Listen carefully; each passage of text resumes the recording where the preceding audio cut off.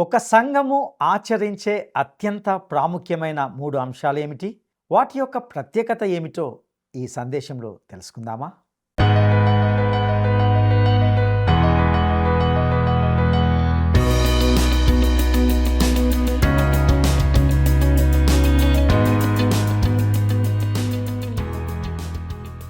ప్రియమైన మిత్రులారా, word రిసౌండ్స్ today పరిచర్య ద్వారా ప్రేమధార కార్యక్రమానికి మీకు స్వాగతం.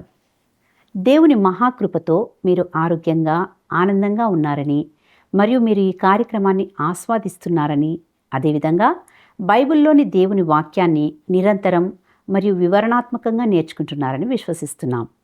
నేటి నుండి మనము అపోస్తలుడైన పౌలు తీతుకు వ్రాసిన పత్రిక అధ్యయనాలను ప్రారంభించుకోబోతున్నాం. దేవుడు ఈ గ్రంథ ధ్యానాల ద్వారా మనకు ఏమి బోధించాలనుకుంటున్నాడో జాగ్రత్తగా విందామా? స్తుతించెదాని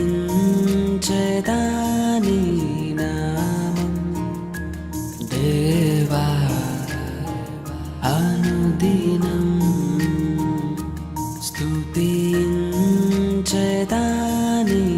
నామం దేవా అనుదినం. దయతో కాపాడినావు, కృపనే చూపించినావు. దయతో కాపాడినావు, కృపనే చూపించినావు. నేను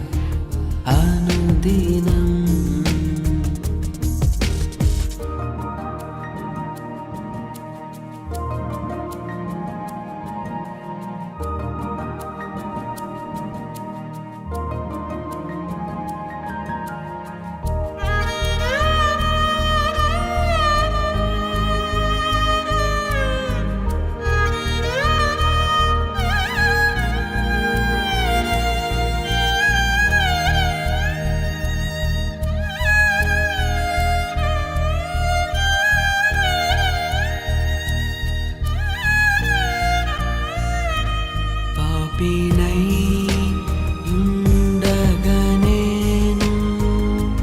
రక్షించి దరి చేర్చినావు. పాపినై ఉండగనేను రక్షించి దరి చేర్చినావు.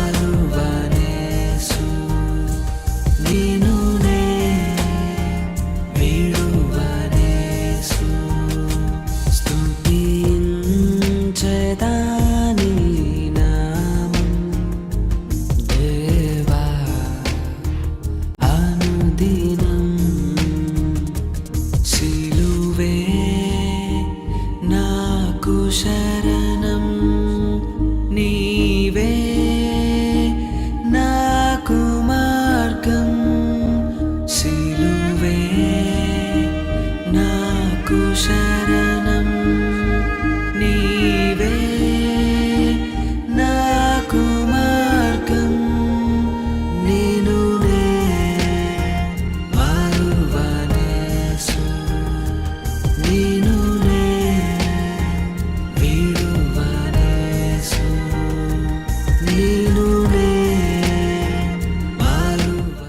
మహోన్నతుడును రక్షకుడైన యేసు క్రీస్తు పరిశుద్ధ నామంలో ప్రేమధార టీవీ వీక్షకులందరికీ శుభములు తెలియజేస్తూ ఈ కార్యక్రమానికి ఆహ్వానిస్తున్నాం. ఈ రోజు నుండి మనము అపోస్తులుడైన పౌలు తీతుకు రాసిన పత్రిక ధ్యానాలను ప్రారంభించుకోబోతున్నాం. నేటి ఈ పాఠంలో తీతుకు రాసిన పత్రిక యొక్క ఉపోద్ఘాతాన్ని గురించి తెలుసుకుంటాం. అపోస్తులుడైన పౌలు తీతుకు రాసిన పత్రిక 1వ అధ్యాయము 5వ వచనాన్ని మనము గమనించినప్పుడు, పౌలు మరియు తీతు క్రేతు ద్వీపంలో తమ సేవలో భాగంగా కలిసి ఉన్నట్లుగా తెలుస్తుంది. వారు అక్కడ ఎంతకాలం ఉన్నారో మనకు తెలియదు. అయితే పౌలు ఈ ద్వీపంలో నివసించే వ్యక్తుల గురించి ఎక్కువగా మనతో పంచుకోకపోయినప్పటికీ ఈ పత్రిక గుండా వెళ్తున్నప్పుడు మనము వారి గురించి కొన్ని క్రొత్త విషయాలను తెలుసుకుంటాం. పౌలు మరొక ప్రదేశానికి వెళ్ళిపోయిన తర్వాత తీతుకు ఈ పత్రికను రాశాడు. క్రేతులో నిలిచి ఒక యువ ప్రసంగికుడిగా అతడు ఏమి చేయాలో సూచనలు ఇచ్చినట్లుగా మనకు ఈ పత్రిక ద్వారా స్పష్టంగా అర్థమవుతుంది. పౌలు ఈ పత్రికను రాసిన తేదీ సుమారు క్రీస్తు శకము 64వ సంవత్సరం నుండి 67వ సంవత్సరం మధ్య కాలంలో వ్రాసి ఉండవచ్చని అంచనా. అపోస్తల కార్యముల గ్రంథంలో పౌలు మరియు తీతు యొక్క క్రేతు అనే ప్రాంతంలో జరిగిన పరిచర్యను గూర్చి ఎక్కువగా ప్రస్తావించబడకపోవడము ఆదిమ సంఘం యొక్క చరిత్ర అపోస్తులుల కార్య గ్రంథంలో సంపూర్ణంగా నమోదు చేయబడలేదనేది మనకు తెలుస్తుంది. వాస్తవానికి ఈ గ్రంథంలో చాలా తక్కువ చరిత్ర మనకు అందుబాటులో ఉంది. కేవలము 2 అపోస్తులుల పరిచర్యలను గురించి మాత్రమే ఇక్కడ నొక్కి చెప్పబడ్డాయి. గ్రంథం యొక్క మొదటి భాగంలో పేతురు మరియు 2వ భాగంలో పౌలు పరిచర్యలను మనం చూస్తాం. ఈ 2 వ్యక్తుల పరిచర్యల యొక్క పూర్తి చరిత్ర కూడా మనకు అందుబాటులో లేదు. ఇక తెసలోనికైలకు రాసిన 2 పత్రికల్లో పౌలు యొక్క గొప్ప ఉద్దేశము క్రీస్తు రాకడ. ఇది అతనికి ఒక ప్రకాశవంతమైన మరియు సౌందర్యవంతమైన నిరీక్షణ. కానీ పౌలు యొక్క విమర్శకులు ఇది అతని పరిచర్య ప్రారంభంలో అతని స్థానము, కానీ పౌలు యొక్క విమర్శకులు మాత్రము ఇది అతని పరిచర్యలో ప్రారంభంలో అతడు తీసుకున్న స్థానము, కానీ తర్వాత అతడు దానిని అంతగా నొక్కి చెప్పలేదు అని చెప్తుంటారు. అయినప్పటికీ తీతు పత్రిక, తిమోతి మొదటి పత్రిక సుమారుగా అదే సమయంలో, అనగా అపోస్తులుడైన పౌలు యొక్క పరిచర్య చివరి సమయంలో రాయబడింది. తీతుకు రాసిన పత్రిక 2వ అధ్యాయము 13వ వచనంలో పౌలు ఇలా వ్రాశాడు: మహాదేవుడును మన రక్షకుడునైన యేసుక్రీస్తు మహిమ యొక్క ప్రత్యక్షత కొరకు ఎదురు చూచుచు ఈ లోకములో స్వస్థ బుద్ధితోనూ నీతితోనూ భక్తితోనూ బ్రతుకుచుండవలెనని మనకు బోధించుచున్నది. నా ప్రియ మిత్రమా, సంఘం యొక్క ధన్యమైన నిరీక్షణను పౌలు కోల్పోలేదు. పేతురు రాసిన 2వ పత్రిక 1వ అధ్యాయము 19వ వచనంలో చెప్పబడినట్లుగా, తెల్లవారి వేకువ చుక్క మీ హృదయములలో ఉదయించు వరకు అన్నట్లు అది ప్రకాశిస్తూ మరింత ప్రకాశవంతంగా మెరుస్తూనే ఉంటుంది అని నేను భావిస్తున్నాను. తిమోతి మరియు తీతు 2 కూడా యువ ప్రసంగికులు. వారిని ప్రభు వైపుకు నడిపించే అవకాశం పౌలుకు లభించింది. పౌలు వారిని 2 తన కుమారులని, తన నిజమైన కుమారులని పిలుస్తాడు. అంటే అతడు వారిద్దరిని క్రీస్తు యొక్క రక్షణ జ్ఞానం వైపు నడిపించాడు. పౌలు ఈ 2 సహోదరులకు పత్రికలు రాశాడు. వాటిలో తిమోతికి 2 పత్రికలు మరియు తీతుకు 1 పత్రిక ఉన్నాయి. ఈ పత్రికలను కాపరి పత్రికలు అని పిలుస్తారు. ఎందుకంటే వాటిలో పౌలు స్థానిక సంఘం గురించి ఈ యువ ప్రసంగికులకు సూచనలు ఇస్తున్నాడు. ఈ పత్రికలు నేడు మనకు కూడా చాలా లాభదాయకంగా ఉంటున్నాయి. మన కొరకు స్థానిక సంఘానికి సంబంధించి ఇంకా ఇతర సూచనలు కూడా ఉన్నాయి. స్థానిక సంఘాన్ని ఎలా నడపాలో రాసిన ఈ పత్రికలతో మనము ఒక మొత్తం లైబ్రరీని నింపగలమని అనుకుంటున్నాను. లేఖనంలో మనకు ఈ 3 పత్రికలు మాత్రమే ఉన్నాయి మరియు అవి చాలా సంక్లిష్టమైనవి. అయినప్పటికీ అవి సంఘానికి అవసరమైన పని విధానంను మనకు ఇస్తాయి. అవి మనకు నొక్కి చెప్పేది ఏమిటంటే, ఒక సంఘంలో ఏదైనా లోపము లేదా అవసరత ఉంది అంటే అది సంస్థాగతమైనదో లేదా ఉపయోగించబడుతున్న విధానపరమైన సమస్య కాదు. ఒక సంఘంలో అవసరత ఉంది అంటే అది ఒక ఆధ్యాత్మిక అవసరత, అక్కర అయి ఉండాలి. స్పష్టంగా చెప్పాలంటే ఈ యువ ప్రసంగికులైన తిమోతి మరియు తీతు 2 గురించి మనకు చాలా తక్కువగా తెలుసు. అయితే తీతు శారీరకంగా మరియు ఆధ్యాత్మికంగా బలమైన వ్యక్తిగా కనిపిస్తాడు. ఎందుచేతనంటే తిమోతి కంటే తీతు శ్రేయస్సు గురించి పౌలు తక్కువగా చింతించాడు. తీతు బహుశా మరింత పరిణతి చెందినవాడిగా ఉండి పురుషత్వ స్వభావాన్ని కలిగి ఉండవచ్చు. తిమోతి పౌలు చేత సున్నతి చేయించబడిన ఒక యూదుడు, కానీ తీతు అన్యుడు, మరియు పౌలు అతనికి సున్నతి చేయించడానికి నిరాకరించాడు. గలతీలకు రాసిన పత్రికలో మనము గమనించే విషయం ఏమిటంటే పౌలు తీతుకు తనతో యెరూషలేముకు తీసుకుని వెళ్ళాడు, మరియు అతడు అన్యజాతి వ్యక్తి కాబట్టి పౌలు అతనికి సున్నతి చేయించడానికి అనుమతించలేదు. గలతీలకు రాసిన పత్రిక 2వ అధ్యాయము 1 నుండి 3 వచనాల్లో ఈ సందర్భాన్ని చూస్తాం. అటు పిమ్మట 14 సంవత్సరములైన తర్వాత నేను తీతును వెంటబెట్టుకొని బర్నబాతో కూడా యెరూషలేమునకు తిరిగి వెళ్ళితిని. దేవ దర్శన ప్రకారమే వెళ్ళితిని, మరియు నా ప్రయాసము వ్యర్థమవునేమో లేక వ్యర్థమైపోయినదేమో అని నేను అన్యజనుల్లో ప్రకటించుచున్న సువార్తను వారికిని ప్రత్యేకముగా ఎన్నికైన వారికిని విశదపరిచితిని. అయినను నాతో కూడానున్న తీతు గ్రీసు దేశస్థుడైనను అతడు సున్నతి పొందుటకు బలవంత పెట్టబడలేదు. కానీ అతడు తిమోతిని తనతో తీసుకువెళ్ళినప్పుడు పౌలు అతనికి సున్నతి చేయించాడు. ఈ విషయాన్ని అపోస్తల కార్యగ్రంథము 16వ అధ్యాయము 1 నుండి 3 వచనాలను చదివినప్పుడు ఈ సంఘటన మనకు జ్ఞాపకం చేయబడుతుంది. పౌలు దెర్బేకును లుస్త్రాకును వచ్చెను. అక్కడ తిమోతి అను ఒక శిష్యుడు ఉండెను. అతడు విశ్వసించిన ఒక యూదురాలి కుమారుడు. అతని తండ్రి గ్రీసు దేశస్థుడు. అతడు లుస్త్రాలోను ఈకోనియాలోను ఉన్న సహోదరుల వలన మంచి పేరు పొందినవాడు. అతడు తనతో కూడా బయలుదేరి రావాలనని కోరి, అతని తండ్రి గ్రీసు దేశస్థుడని ఆ ప్రదేశంలోని యూదులకందరికీ తెలియను గనుక వారిని బట్టి అతన్ని తీసుకొని సున్నతి చేయించెను. ప్రియులారా, పౌలు ఒక యువ ప్రసంగికుడికి సున్నతి చేయించాడు, మరియు మరొకరికి సున్నతి చేయించడానికి నిరాకరించాడు. మీరు దాని నుండి ఒక నియమాన్ని రూపొందించాల్సి వస్తే దాని కొరకు గలతీలకు రాసిన పత్రిక 6వ అధ్యాయము 15వ వచనాన్ని తీసుకొనవచ్చు. క్రొత్త సృష్టి పొందుటయే గాని సున్నతి పొందుట యందేమీ లేదు, పొందకపోవుట యందేమీ లేదు. కొరింథీయులకు రాసిన మొదటి పత్రిక 9వ అధ్యాయము 19వ వచనంలో నేను అందరి విషయము స్వతంత్రుడనై ఉన్నను, ఎక్కువ మందిని సంపాదించుకొనుటకై అందరికీ నన్ను నేనే దాసునిగా చేసుకుంటుని. అన్ని విధాల మనుషులకు తాను అన్ని రకాల వాడనై వారిలో కొందరినైనా క్రీస్తు కొరకు గెలవాలని పౌలు చెప్పాడు. యూదుడికి తాను యూదుడనై, అన్యజాతి వ్యక్తికి తాను అన్యజాతి వ్యక్తినై ఉండాలని అతడు కోరుకున్నాడు. అతడు తిమోతికి సున్నతి చేయించాడు, ఎందుకంటే వారు సమాజ మందిరంలోనికి వెళ్ళబోతున్నారు. కానీ యెరూషలేములోని సంఘం యొక్క పెద్దల ఆలోచన సభలో సువార్త ప్రమాదంలో ఉంది.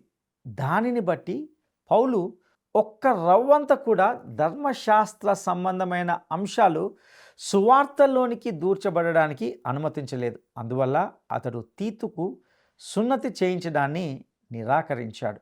ఈ లోకంలో ఏమీ కాని చిన్న చిన్న నియమాల శ్రేణిని మీరు క్రైస్తవ జీవితాన్ని గడపడానికి ప్రయత్నించే ఒక ఆచారంగా రూపొందించడము ప్రమాదకరమైన విషయము. నా ప్రియమిత్రమా, మీకు యేసు క్రీస్తుతో వ్యక్తిగత సంబంధం లేనప్పుడు మిగతా అన్నీ కూడా పూర్తిగా వ్యర్థమే. తీతుకు రాసిన ఈ పత్రికలో సమాజంలో పూర్తిగా వికసించిన ఒక సంస్థగా నూతన నిబంధన సంఘం యొక్క ఉత్తమ చిత్రము మనకు లభిస్తుంది. నేడు చాలామంది ప్రజలు తాము ఒక నూతన నిబంధన సంఘం యొక్క సభ్యులమని చెప్పుకోవడాన్ని మనం వింటుంటాం. ఇటీవల వారి సంఘంలో ఎవరైనా క్రిందపడి చనిపోయారా అని వారిని నేను అడగాలనుకుంటున్నాను. వారికి ఆ అనుభవం లేదని వారు నిశ్చయంగా విస్మయంతో చెప్తారు. అంటే ఆదిమ సంఘంలో అనగా నూతన నిబంధన సంఘంలో పరిశుద్ధాత్మునితో అబద్ధం చెప్పినందుకు అననీయ మరియు సప్పిరాలు సంఘములోనే క్రిందపడి చనిపోయినట్లు మనం చదువుతాం. అపోస్తల కార్యగ్రంథము 5వ అధ్యాయంలో ఈ సంఘటనను చూస్తాం.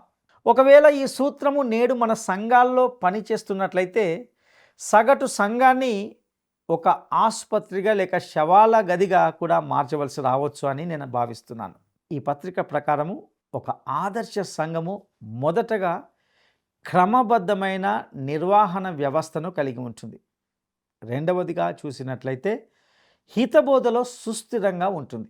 మరియు మూడవదిగా జీవితంలో పవిత్రతను కలిగి ప్రతి మంచి పనికి సిద్ధంగా ఉంటుంది. ఇది ఈ తీతుకు రాసిన పత్రిక మనకు అందించే నూతన నిబంధన సంఘం యొక్క చిత్రం. తిమోతి పత్రిక సంఘంలో సుస్థిరమైన బోధన యొక్క అవసరంపై ఉద్ఘాటన చేయబడింది. అయితే తీతు పత్రికలో నిజ దేవుని సంఘముల నడిపింపునకు కావలసిన దేవుని క్రమం యొక్క ప్రాముఖ్యతపై పునరుద్ఘాటన చేయబడింది. వాస్తవానికి తీతు పత్రిక 1వ అధ్యాయము 5వ వచనము ఈ పత్రికకు కీలకమైన వచనం.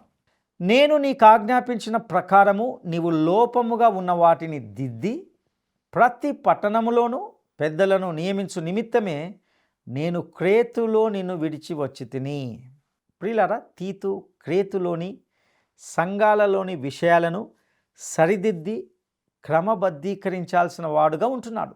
తీతు పత్రిక 1వ అధ్యాయము 5వ వచనంలో ఇది వరకు మనము చదివినట్లుగానే నేను నీకు ఆజ్ఞాపించిన ప్రకారము నీవు లోపముగా ఉన్న వాటిని దిద్ది ప్రతి పట్టణములోనూ పెద్దలను నియమించు నిమిత్తమే నేను క్రేతులో నిన్ను విడిచి వచ్చి తిని అను వాక్యం ద్వారా 1వ అధ్యాయంలో సంఘము ఒక క్రమబద్ధమైన నిర్వహణ వ్యవస్థగా ఉండాలని పౌలు చెబుతున్నట్లుగా గ్రహిస్తాం. 2వ అధ్యాయంలో సంఘము దేవుని వాక్యాన్ని బోధించడం మరియు ప్రకటించడం చేయాలని అతడు నొక్కి చెప్తున్నాడు. నీవు హిత బోధకు అనుకూలమైన సంగతులను బోధించుము. తీతు పత్రిక 2వ అధ్యాయము 1వ వచనము ఈ వాక్యాన్ని స్పష్టంగా తెలియజేస్తుంది. సంఘము విశ్వాసంలోని సిద్ధాంతపరంగా సుస్థిరంగా ఉండాలని అతడు చెబుతున్నాడు. ఆపై 3వ అధ్యాయము 1వ వచనం ద్వారా సంఘము మంచి పనులు చేయాలని మనం చూస్తాం. అధిపతులకును అధికారులకును లోబడి విధేయులుగా ఉండవలననియు. మరొక మాటలో చెప్పాలంటే సంఘము కృప ద్వారా రక్షింపబడింది, కృప ద్వారా జీవించాలి మరియు తన మంచి పనుల ద్వారా ప్రపంచానికి తన విశ్వాసాన్ని ప్రదర్శించాలి. ఈ 3 అంశాలను కూడా ఆచరిస్తున్న ఈ 3 గొప్ప విషయాలను నొక్కి చెప్తున్న ఒక సంఘాన్ని నేడు కనుగొనడం చాలా కష్టమని నేను చెప్తాను. కొందరు ఒకదాని విషయంలో నొక్కి చెప్తారు, మరొకరు మరొక దానిపై నొక్కి చెప్తారు. ప్రతి ఒక్క దానిని కొంచెం దగ్గరగా చూద్దాం. మొట్టమొదటగా సంఘము ఒక క్రమబద్ధమైన నిర్వహణ వ్యవస్థ అయి ఉండాలి. పౌలు కొరింథీయులకు తన మొదటి పత్రికను వ్రాస్తూ 14వ అధ్యాయము 40వ వచనంలో సమస్తమును మర్యాదగాను క్రమముగాను జరగనీయుడి అని చెప్పాడు. కొన్నిసార్లు మీరు ఒక సంఘంలో ఎక్కువగా క్రమమును కనుగొనలేరు. దానికి తరచుగా కనుగొనే కారణం ఏమిటంటే మొత్తము సంఘ కార్యక్రమాలను నడపడానికి పెత్తనం చెలాయిస్తూ కొంతమంది సంఘ వ్యక్తులు ఉంటారు. అలాంటి సంఘము నిజంగా ఇబ్బందులో ఉంటుంది. అటువంటి పరిస్థితి సంఘ కాపరికి హృదయ విధారకరమైన విషయంగా ఉంటుంది. సంఘము ఒక క్రమబద్ధమైన నిర్వహణ వ్యవస్థగా ఉండాలి. అంతేకాని కొద్దిమంది నాయకులచే వారి అజమాయిషితో అది నడపబడకూడదు. రెండవదిగా చాలా సంఘాల్లో సుస్థిరమైన హితబోధను గూర్చి ఏ విధంగా కూడా నొక్కి చెప్పబడడం లేదని మీరు చూడవచ్చు. ఇందువల్ల యువ కాపరులకు వారు ఎప్పుడు ఒక సంఘాన్ని భౌతికంగా లేదా ఎలాంటి సామ్రాజ్యాన్ని నిర్మించడంపై తమ దృష్టి పెట్టకూడదని నేను నొక్కి చెప్తాను. వారు కేవలము దేవుని యొక్క వాక్యాన్ని బోధించి వారికి అందుబాటులో ఉంచమని నేను వారికి చెప్పగలను. ఒక సంస్థను లేదా సంఘాలను నిర్మించడం కంటే, అనగా చాలా పెద్ద పెద్ద భవనాలు నిర్మించడం కంటే పురుషులు మరియు స్త్రీల జీవితాలను నిర్మించాలి. ఒకవేళ వారు ఒక సంఘంలో భౌతికంగా నిర్మించినది ఏది అయినప్పటికీ వారు వెళ్ళిపోయిన తర్వాత అది ఇతరుల చేత పాడు చేయబడవచ్చు. ఇటువంటి సంఘటనలను మనము తరచుగా మన చుట్టూ జరగడాన్ని మనం చూస్తూనే ఉంటున్నాం. అందుకే వ్యక్తులుగా వారి జీవితాలను నిర్మించాలి. ఒకవేళ ఒక కాపరి అనగా పాస్టర్ పురుషులు మరియు స్త్రీల జీవితాలను నిర్మించడం లక్ష్యంగా చేసుకోలేనప్పుడు అది నిజంగా ఎంతో హృదయ విదారకరమైన విషయంగా ఉంటుంది. ఈ సత్యము సంఘములో నొక్కి చెప్పబడుతూనే ఉండాలి. ఇక చివరిగా ఒక సంఘము ప్రతి మంచి పనికి సిద్ధంగా ఉండాలి.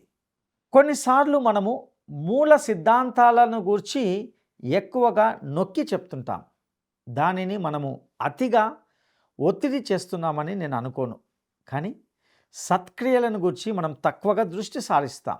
ఒక సంఘము మంచి పనులను చేయడంలో ఎప్పుడూ నిమగ్నమై ఉండాలి. అనేక క్రైస్తవ సంఘాలు లేదా సంస్థలు తమ కార్యక్రమాలను కొనసాగించడానికి ఆర్థిక సహాయం పొందడంపైనే చాలా చింతిస్తాయి. అవి ఇతర ప్రజలకు సహాయం చేయడం కంటే ప్రజలు వారికి ఇవ్వడం వంటి విషయాల్లోనే మరీ ఎక్కువ ఆసక్తి కలిగి ఉంటాయి. ఈరోజు చాలామంది ప్రజలకు సహాయం కావాలి. కేవలము ఆత్మీయ సహాయం మాత్రమే కాదు, భౌతికపరమైన సహాయం కూడా కావాలి. మనము ప్రజల కోసము పనులు చేయాలి. వారి శారీరక అవసరతల్లో వారికి సహాయపడుతూ ఉండాలి. ప్రజలకు సహాయం చేసే పనిని చేపట్టే అనేక సంఘాలు ఉన్నాయని నేను చెప్పగలిగి సంతోషిస్తున్నాను. బయటికి వెళ్ళలేక ఇంట్లోనే ఉన్నవారిని దర్శించడానికి బయటికి వెళ్ళే వ్యక్తులు ఉన్న కొన్ని సంఘాలు ఉంటున్నాయి. వారు వెళ్ళి వారి కోసము ఏదైనా సహాయం చేయమని, ఏదైనా చిన్న పనుల్లో సహాయపడుతూ మరియు అనేక ఇతర ఉపయోగకరమైన పనులు చేస్తారు. అలా చేయడము ఒక మనోహరమైన విషయం. పేదలకు మరియు అవసరమైన వారికి మన ప్రభుత్వం కొంత సంరక్షణ అందించగలదు, కానీ అది అద్భుతమైన విషయమే. కానీ మనము కూడా దేవుని బిడ్డలుగా, సంఘముగా ఇలాంటి ఒంటరి వ్యక్తులకు, సంఘంలో ఉన్న వ్యక్తులకు సహాయపడవచ్చు. వారితో కూర్చొని మనం మాట్లాడవచ్చు. ఇది నేడు చాలా అవసరమైన సేవగా ఉంటున్నది. ఇది పౌలు తీతుకు రాసిన ఈ పత్రిక యొక్క సంక్షిప్త సారాంశం మాత్రమే. నేడు ఉదారవాదం అనగా లిబరలిజం మంచి పనులతో వ్యవహరించే 3వ అధ్యాయం పైనే దృష్టి సారించే ప్రయత్నం చేసింది. కానీ దానికి ముందు ఉన్న సంఘ క్రమము మరియు హితబోధ గురించిన 2 అధ్యాయాలను మర్చిపోయింది. ఒక స్థానిక సంఘము పౌలు రూపొందించిన ఈ 3 అంశాలను కలిగి ఉంటేనే తప్ప దానిని ఒక నూతన నిబంధన సంఘము అని పిలవడానికి ఎటువంటి హక్కును కలిగి ఉండదు. ఇప్పుడు తీతు పత్రిక యొక్క సారాంశాన్ని మనం చూద్దాం. తీతు పత్రికను సమగ్రంగా అర్థం చేసుకోవడానికి 3 ప్రధాన భాగాలుగా మనం విడదీయవచ్చు. తీతు పత్రిక మొదటి అధ్యాయంను మొదటి ప్రధాన భాగంగా మనం చూడవచ్చు. ఈ మొదటి అధ్యాయము సంఘము ఒక సంస్థగా లేదా క్రమబద్ధమైన నిర్వహణ వ్యవస్థగా ఉండాలి అని తెలియజేస్తుంది. ఈ మొదటి అధ్యాయంను మరలా కొన్ని ఉప విభాగాలుగా మనం చూసినట్లయితే అందులో మొదటి విభాగముగా మొదటి అధ్యాయము 4 నుండి వచనాల్లో పరిచయము లేదా పౌలు తీతుకు శుభములు తెలియజేసినట్లుగా చూస్తాం. రెండవ విభాగంలో మొదటి అధ్యాయము 5 నుండి 9 వచనాల్లో ఒక క్రమబద్ధమైన సంఘములో నిర్దిష్ట అవసరాలను పూర్తి చేసే అధికారం పొందిన పెద్దలు ఉండాలి అనే వివరాలను మనం చూస్తాం. అదేవిధంగా 3వ విభాగంలో మొదటి అధ్యాయము 10 నుండి 16 వచనాల్లో క్రేతు వారు కలిగిన చెడ్డ పేరును గూర్చి మనం తెలుసుకుంటాం. ఇక రెండవ ప్రధాన భాగంలో సంఘము దేవుని వాక్యాన్ని బోధించడం మరియు ప్రకటించడం చేయాలి అను శీర్షికతో మనము 2వ అధ్యాయాన్ని అధ్యయనం చేస్తాం. ఈ 2వ అధ్యాయాన్ని 2 ముఖ్యమైన విభాగాలుగా విడదీయడంతో మనం ఇంకా లోతుగా ఈ అధ్యాయంను అర్థం చేసుకోవచ్చు. ఈ 2వ అధ్యాయంలోని మొదటి 10 వచనాల్లో సంఘము హితబోధను బోధించాలి అనే విషయాన్ని పౌలు తీతుకు హెచ్చరిక చేయడాన్ని మనం చూస్తాం. 2వ అధ్యాయము 11 నుండి 15 వచనాల్లో సంఘము దేవుని కృపను ప్రకటించాలి అను అంశాన్ని ప్రస్తావిస్తూ పౌలు ప్రత్యేకంగా ఈ భాగాన్ని కేటాయించడం మనము గమనించవచ్చు. ఇక మనము ఇప్పుడు చివరిదైన 3వ ప్రధాన భాగమును అనగా 3వ అధ్యాయంలో సంఘము సత్క్రియలు చేయాలి అను శీర్షికతో చూస్తాం. ఈ 3వ అధ్యాయాన్ని కూడా 2 ఉపవిభాగాలుగా చూడడం ద్వారా సంఘం పట్ల దేవుని యొక్క ఉద్దేశాన్ని మనము స్పష్టంగా అర్థం చేసుకొనవచ్చు. మొదటి విభాగంలో అనగా 3వ అధ్యాయంలోని మొదటి 7 వచనాలు సత్క్రియలు రక్షణకు సాక్ష్యం అనే విషయాన్ని వెల్లడి చేస్తాయి. వీటిని మనం చేసే సత్క్రియలు అనడం కంటే రక్షణ జీవితంలో పరిశుద్ధాత్ముడు చేసే సత్క్రియలు అనడం సరైన అనువాదమని నా భావన. ఇక 2వ ఉప విభాగంలో 8 నుండి 15 వచనాలు ఈ సత్క్రియలు వర్తమానంలో మరియు భవిష్యత్ కాలంలో లాభకరమైనవి అని తెలియజేస్తూ మరింత ఎక్కువ సత్క్రియలను చేయడానికి పౌలు తీతును ప్రోత్సహిస్తూ ఈ పత్రికను ముగించడాన్ని మనము గమనిస్తాం. ప్రియ సహోదరుడా సహోదరి, ఈ తీతుకు పత్రిక నిజంగా మనకు నేటి సంఘానికి సంబంధించిన ఎన్నో శ్రేష్టమైన సత్యాలను మనకు నేర్పించబోతున్నదనడంలో ఎటువంటి సందేహం లేదు. ఈ పత్రికను శ్రద్ధగా క్రమంగా ధ్యానించడానికి ప్రభు మనకు సహాయం చేయనుగాక. దైవాశీస్సులు ప్రార్థన చేసుకుందాం. మహాపరిశుద్ధుడా, నమ్మదైన దేవా, నీ దయగల పాదాలకు వందనాలు స్తుతులు చెల్లిస్తుంటున్నాం. ప్రభువా, ఈ రోజు నుండి కొన్ని రోజుల వరకు మేము అపోస్తలుడైన పౌలు తీతుకు రాసిన పత్రికను ధ్యానించబోతుంటున్నాం. ప్రభువా, ఈరోజు తీతుకు రాసినటువంటి పత్రిక యొక్క ఉపోద్ఘాతాన్ని గురించి విన్నాం. ఎందుకు వ్రాయబడింది, అందులోని సత్యాలు ఏమిటో గ్రహించడానికి ప్రభా మీరు ఇస్తున్న కృపకై నీకు వందనాలు.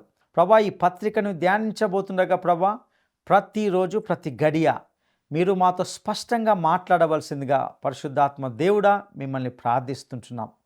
ప్రభా, ఈ పత్రిక ద్వారా మా ఎడల నీవు కలిగి ఉన్న ఉద్దేశాన్ని నెరవేర్చుకోవాల్సిందిగా ప్రార్థిస్తున్నాం.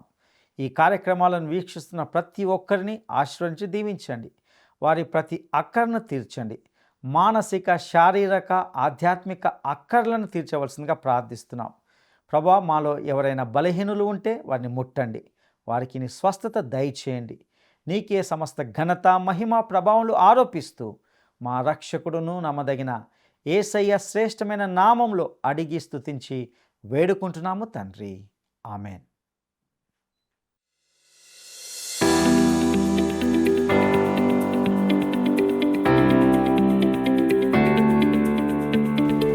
పౌలు తీతు పత్రికను వ్రాసిన తేదీ సుమారు ఏ మధ్య కాలంలో వ్రాసి ఉండవచ్చని చెప్పవచ్చు. పౌలు తీతు పత్రికను వ్రాసిన తేదీ సుమారు ఏ మధ్య కాలంలో వ్రాసి ఉండవచ్చని చెప్పవచ్చు. 1. క్రీస్తు శకము 61 నుండి 63వ సంవత్సరం మధ్యకాలంలో. 2. క్రీస్తు శకం 64 నుండి 67 సంవత్సరం మధ్యకాలంలో. 3. క్రీస్తు శకం 68 నుండి 69 సంవత్సరం మధ్యకాలంలో. ఈ ప్రశ్నకు సరైన జవాబును ఈ వాట్సాప్ నంబరుకు పంపండి. ఈరోజు బైబిల్ బోధనా కార్యక్రమాలను మీరు ఖచ్చితంగా ఆస్వాదించారని మేము నమ్ముచున్నాం. మీకు ఏవైనా ప్రశ్నలు లేదా ప్రార్థన మనవులు ఉంటే, మీకు అర్థం కాని విషయం ఏదైనా ఉంటే దయచేసి టీవీ స్క్రీన్పై ప్రదర్శించబడిన నంబర్తో మమ్మల్ని సంప్రదించడానికి సంకోచించకండి. మీ ప్రతి ఫోన్ కాల్ మాకు చాలా విలువైనదని, మేము మీ కాల్స్ కోసం వేచి ఉంటామని తెలియచేస్తున్నాం. ఈ కార్యక్రమాన్ని ఇతరులకు కూడా పరిచయం చేయండి. ప్రభువు మీకు తోడైండునుగాక. ఆమేన్. ఈ కార్యక్రమం మీకు నచ్చిందా? అయితే వెంటనే మిస్డ్ కాల్ ఇవ్వండి. బహుమతి పొందే విజేత మీరే కావచ్చు.